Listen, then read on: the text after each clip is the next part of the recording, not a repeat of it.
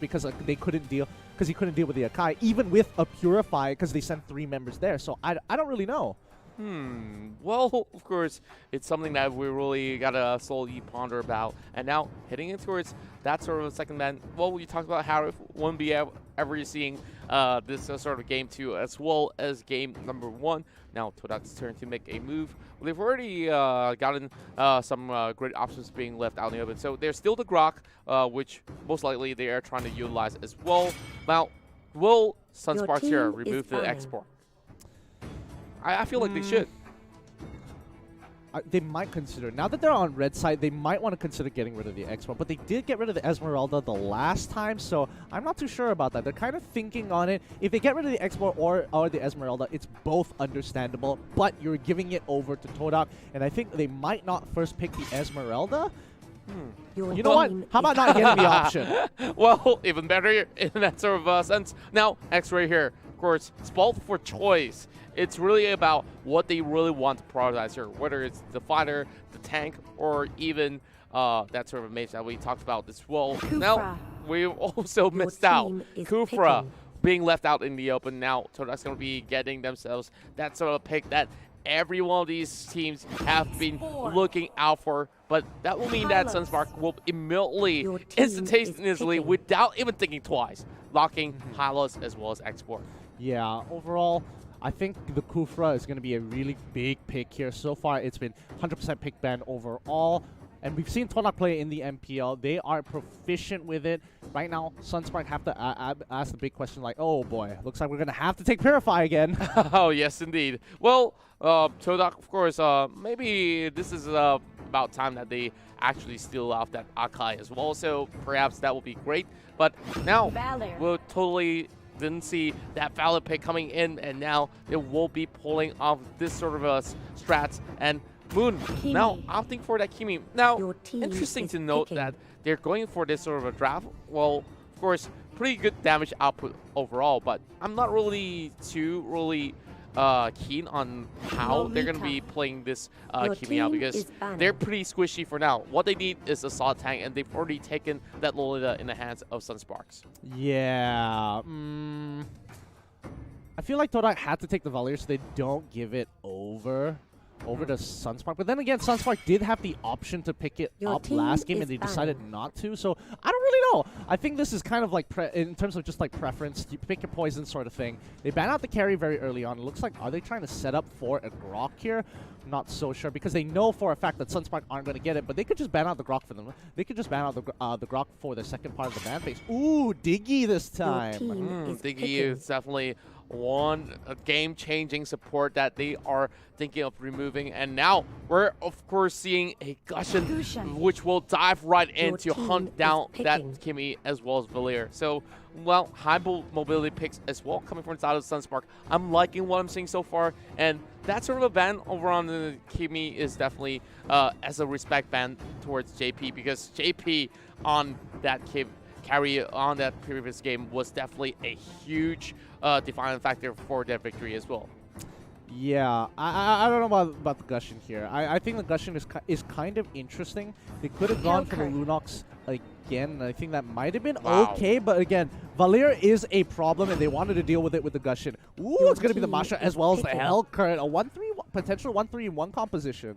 Wow, I'm definitely not expecting this at all, but we know Chikyu to be pretty good at that Hellcurt, so let's see how he will play this one out. From what I'm seeing right here, there's a lot of split pushing potential coming in from the side of Todak, but if they were to commit to that team fight, I'm not too sure. Is Masha enough to actually front the battle alongside with the Kufra, and how are they supposed to set it up? Because what I'm seeing here from the side of Sunspark is a lot more stable. Even if they were to actually lose a fight or two, they could still slowly wait for that late game to come back up online. And especially with this last pick for Claude, they are definitely going to commit in towards diving right in to secure those kills. Yeah. Ooh. Locking in the Claude instead of the Ranger this time round. Is that a smart choice? I think he should be able to do something here, unless the condition has to be if Valier goes down first, because if Claude decides to go in with the Blazing Duet, I think Valier is going to be able to push him away with no issues whatsoever. So I think like there's a couple of conditions that they have to play around just to make sure they have the most efficient amount of damage. Yeah, I would say that eventually if they solely get themselves into the mid-game and if all the right conditions are met, if they could go in for like maybe a pickup for 2, then maybe by then they would be able to get all these huge items out. But now I'm really torn apart here. I'm not too sure which side I favor most, but from Todak, it's definitely interesting. Yeah. But I'm really looking at their chances in team fights, which I felt like the only thing that I really like is Helgert being brought in with the Dark Knight Falls. Sometimes with that sort of ultimate blinding the enemies, they will be, of course, having a little bit of a communication issue to know where exactly are the rest of the enemies in that sort of a scenario. But from what I'm seeing here, the Claude is going to be pretty much doing a whole lot of that dirty work in towards most of these team fights. Now, of course, let's get into the action as we see Game 2 between Todak versus Sunsparks. Yeah, I think right now Todak is kind of in this position where the moment they hit level 4, they want to force out a lot more fights onto the side of Sunspark, because again, their level 4 isn't as strong as you would imagine, because look at it. Rezio, he's not going to deal as much damage with the Blazing Duet as he wants to. JP has the most amount of damage, and Kale is just going to be by himself for the most part. He's not really going to join the 5v5s as often as you would imagine, because Todak has some superior wave clear. Well, I really like how they're really switching things up, and this is how flexible Sunspark members are, and they don't really mind of switching things up. And look at that, 2 masks has been purchased by the side of Lolita as well as Export. A little bit of that revitalize coming from E1 as well. So, of course, that's definitely one spell that's going to be pretty much game-changing in terms of team fight, but I'm not too sure. It's Kufra, not exactly that sort of a hero that likes to stay in one spot. Yeah, and overall, it's just there's too many factors that's running through my head. There's too many factors. Like it could easily go wrong, and I feel. Oh wait, here we go. We can already see that Moon is dealing good amount of damage to Revelation. He manages to get on out of the skedaddle. Chico's in trouble now. He gets hit by the sword spike. Oh, one more hit. Wasn't able to get that auto attack before the Shadow Blade Slaughter came back in. Fuskin is in trouble. The rejuvenation is not going to be enough. They trade 1 for 1. Beautiful 1 for 1. One inside of the jungle and another on the bottom side of the lane as well. And wow, that was a little bit too close for comfort as we saw Kill VJ almost dropping out as well. But Todak here, we're responding pretty well with that sort of rotation in towards the enemy's left side of the jungle was pretty much well effective. Now they're hunting out for another one, and they're trying to take down JP. E1 gonna go in. Whoa, with the bouncing ball. Oh, just well played, E1 and Nanas. Just well played. The bouncing ball just locks him down. He can't do anything. Look at that. He wants to get out of there, but it's just he's not allowed to because of the bouncing ball. It restrains his movement every time he uses a mobility skill. It just locks him in place. Well played. Even if he uses that sort of ability to hop over the wall, the maximum charge was already pointed at him as well. So try as you can, but that was definitely going to be going in the hands of Todak anyways. And they managed to also secure the turtle at the same time after deleting him off. But wow, this is why a lot of all these teams don't want to even see Kufra being played. But look at Ivan now. He's trying to set things up, bouncing ball being utilized. Ooh. And Renzio forced to use the flicker at such early stages. And here comes Fuz again. They're going all in. Oh, instantly getting found. The Numenor Blast actually pulls them through. E1 is in trouble. He already has to use the Tyrant's Rage. They broke the turret, but they need something to kind of respond. But they don't have the damage. Masha in the backline. She needs to clear this up. She needs to clear this up as soon as possible. X-Ray is trying to run Renzio down. He needs to join the fight as the rest of the team is pulled back. Moon, he's trying his best. He's peeling backwards. Chemical Refinement. JP, he's in trouble. X-Ray. X-Ray. He has to do it. He's trying to get one last one. JP, he goes down. He wasn't able to get the sword spike up, and Renzio makes it out of there. Todak come up on top. Oh, that was so close. It could have gone either way. Oh, yes, indeed. And now let's have a little bit of flashback of what just happened. Starting off, we saw Rafucio, of course, being focused down by Todak, but because of that overextension, they managed to punish him. But after all of that, X-Ray came just in the nick of time. But E1 still managing to actually go in for those really huge knockups, and Renzio had to actually fall back. And we saw Moon, of course, chunking so much damage. He managed to take down the Halas, but JP course, stuck between this really awkward position. It's either they go into commit over Moon or try to deal with X-Ray, which of course they will take that chance against the Kimmy. Man, that was like a super risky 50-50 for both sides. Luckily, Todak did come up on top. 4 kills already for Moon out of this sort of skirmishes, and now look at Fuza again, already forcing out that Rex's pathway, and E1 already soaking out the damage, and instead Fuzaken cannot commit. He's already pretty low, but I'm liking what I'm seeing so far from both sides. Yeah, I think Sunspark, now they're going to be playing from behind. Let's see how the champions of MPLPH actually play this out, because we've seen them get ahead, we've seen them go even, but we've seen game 1 as well. It just fluctuates. They could easily just kick back. Oh yeah, and for the previous game we saw, of course, E1 as well as Moon, they were, I think Moon has been really consistent, but as for their frontliners, they were taking so much of that sort of hit, but oh, look at that. He just marches right in, but there's no sort of backup coming from the rest of Todak. And now here comes X-Ray joining the table, flickering over the side of JP as well. Arrival on time, but they're still trying to opt for that kill. JP escapes, and here comes the last insanity, diving right at the back as the Luna secures a kill over the Macho. And here comes Dark Knight Fault. Chiku takes down the export. 3-for-1 Sunspot with superior rotation. Like, wow. I wasn't expecting the cutoff after tier 1. They really dedicated their resources to make sure E1 as well as X-Ray go down. Well, I definitely did not see X-Ray getting himself so prepared for this, and how they actually turned this one around was pretty well amazing, because Kill VJ, he went in for that commitment, and with Chiku flickering in towards this battle, that's definitely a 1 kill being secure, and Sunsparks right now trying to fight back in this sort of battle, and they're now only having about less than 2,000 of deficit, so it should be pretty much well enough for them to actually commit, and here comes E1, get clipped off! Yep, he's going to be going down with no hitches whatsoever. Very good catch coming in from Sunspark. Again, superior rotations. First it was with the arrival, and this time E1 is definitely disrespecting the opponent. He has to be more careful. Great use of the glorious pathway, just to kind of speed your way up and slow down your opposition from escaping. But X-Ray, he's doing his job really nicely. Even though they gave away 2 kills over to Sunspark, he was able to net himself a turret. Yeah, and he spots out Renzio right now, cutting across that river. And I would say that E1 is just buying a little bit of time, but like you said, he's committing a couple of all these mistakes which should not happen at the global stages at all. Well, he's just overextending all by himself. There's no members of Todak to back him up for 2 times straight. And I felt like maybe he's just getting a little bit of that jitters. But now, with that sort of turtle being spawned up, there's not going to be enough time for the side of Todak to react, because this turtle is being secured by JP. I think E1 is just he's trying to be the playmaker. He's trying too hard to make the play. He's not waiting for the opportunity. He wants to force it out. He wants to change the tide of the fight against Sunspark. Oh, wait a minute. Is he going to flicker for it? No, they all move away.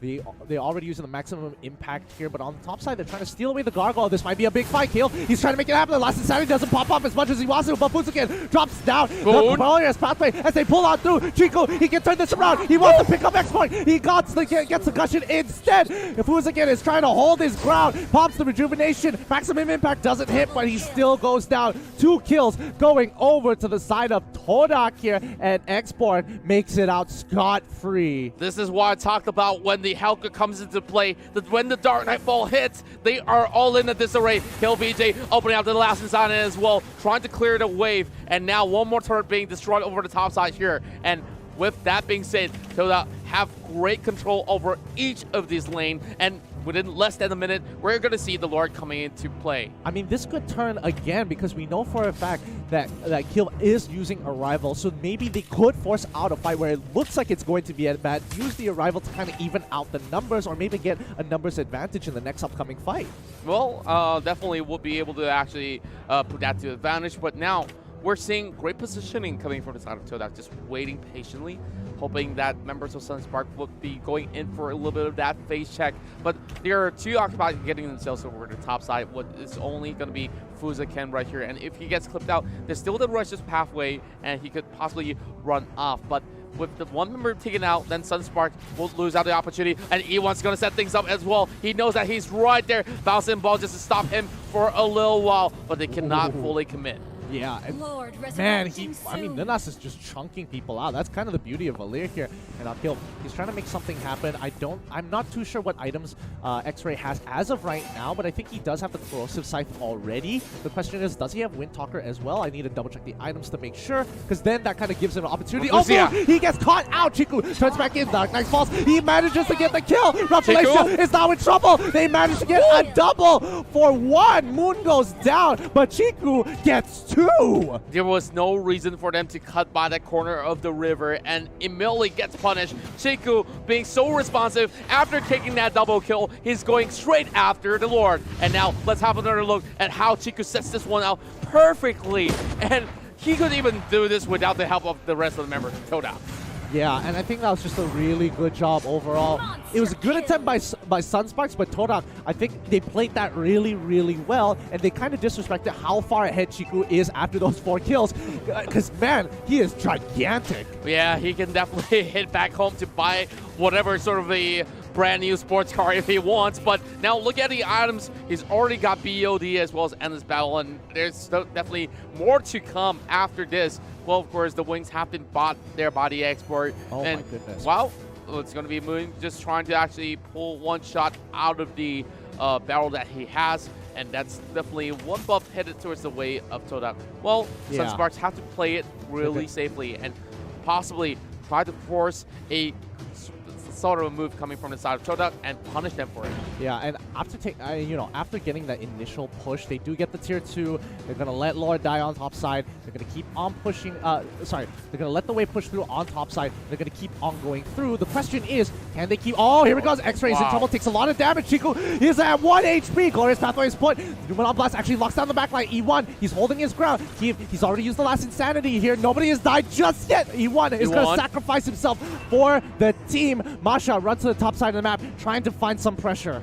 Well, it's only down to Masha, Valir, as well as KB to actually go out there to just slowly force things upon the side of Sunspark for the very least. Well, of course, not many other major objectives other than the towers are in the eyes of Todak, as we see the goal swinging in favor of the side of Todak the entirety of this whole matchup here. But of course, JP looking to change things up. And like you said, that Gushing here, you may not fancy it for a couple of reasons here, but he definitely pulled off some pretty sick plays overall. Yeah, he is finding some great catches onto Moon. And Moon, so far, oh my goodness, Keelv is in trouble. Chiku tries to predict it, but doesn't find it. But Keelv, he knows he's got, drops the emote just before he goes out. And Chiku with a reply. Oh my, well, at least they're having No a little way. bit of fun time. But Chiku instead getting pinned down, Flicker being forced away. And now an eye for an eye. Look at him go and pop there by JP. While X-Ray says, okay, you can take my member, but I'm going to take your tower as well. Here comes Fuzakin as well as Renzio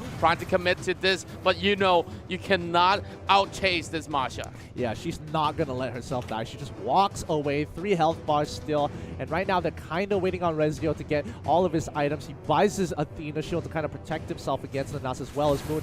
Oh, no. This is not looking like a good fight. Nanas bails out of there. But again, E1 in trouble. Has to go down. But they actually get the arrival out of the export. And now, this kind of opens up the map a little bit more for Masha to play the way she wants to. That's right. And for Sunsparks here, they're just forcing this sort of a push heading towards the mid lane. And after that, they're going to camp out for the Lord as well. While, of course, JP already forcing a push over the top side here. So they're definitely spot for choice. Now spots out X-Ray. But X-Ray is going to wait for the rest of the members to come right after. Of course, the Valley's going to be waiting at the back as well, while Rafflesia already getting that invade towards the lower side of the jungle. Yeah, they're just holding their ground. I mean, so far it's looking good for Todak. I think this is their window. If they force out another fight, they might be able to win this. They just need to make sure that JP doesn't get into that backline and take out Moon or even Chiku at that point in time. Because, again, both Moon and Chiku are huge. Well, Moon and Chiku right here. You saw Moon,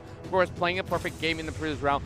It was almost perfect for this game itself, where we saw Moon, the last time that he got a kill, he was deathless as well. So now getting caught out a few times. Speaking of getting caught out right here, Renzio forced to open up that blazing duet. That maximum charge will not land. And Todak here is still trying to open things up over the top side. Well, there will be that immortality in the hands of Kill VJ after a couple of minutes here, heading in towards the mid game. And now E1 once again causing a little bit of flaw, but there is the Lord. They cannot afford to lose any members at all. Yeah, it really is going to be too difficult. Chiku here, he's just holding his ground. Lord is back up, and now both Sunspark and Todak, they want to contest this. Well, we're seeing them not really moving all too much of a muscle for the time being, but Masha doing Masha things, just waiting things out and hoping that they will fully commit to a fight, and the Masha will slowly break in towards the top side, and they're sending that export in towards the top, and maybe this is where Todak will try to respond as well, because they know it will be a 5v4. Great use of the maximum impact there. He doesn't want to walk up and use his range. Instead, oh, wait. He's going to... Wait a minute. Is he going to make it out? Kenji can make it out? Yes, he can. Yes, he can. Yes! Oh. He makes it just in time, having to use his ultimate to escape, but this gives the green light for Sunspark to take it out. Xmark on the top side of the map getting chunked out, but again, bottom side, they're going to lose Lord for this. Can they steal it away? Chiku, he's here. He won! He won! Goes in for the steal! How is this even possible? Coming from the Kuna, and he also takes out the Gushin as well. They're turning things around, and there's Tamasha pushing to the top wave as well. And in the blink of an eye, Todak stats that one away. Now down to Rufusio as well as Renzio. Renzio doing some stuff as well. And for the side of Sunsparks, they're hanging on the thread. They're trying to defend the tower, and they will have to lose out Rufusio right here. Oh my goodness, that was such a huge steal. Renzio, he tries to go away. Maximum impact does pick him up, and now Moon, he's just going to sit right in front of Revelacio's face. He's not going to let him go without a fight. Revelacio playing this well, using the chunks, but he goes down at the very end. They have already broken mid inhibitor. They want to break that one top side and kill him, even though he used the arrival to protect himself. This is not looking good for Sunspark. That one steal might have cost them the game. They're going for it. Todak wants to end this. Todak here will push it into the game tree. They're crashing in the base, and the Lord is heading in, and they will push and force this game upon Sunsparks here, who could not defend at all. Oh my goodness. After E1, he was struggling to perform. He was trying to make things happen. He finally did. He finally decided to be patient, waited for his opportunity, and stole away a game-changing, game-winning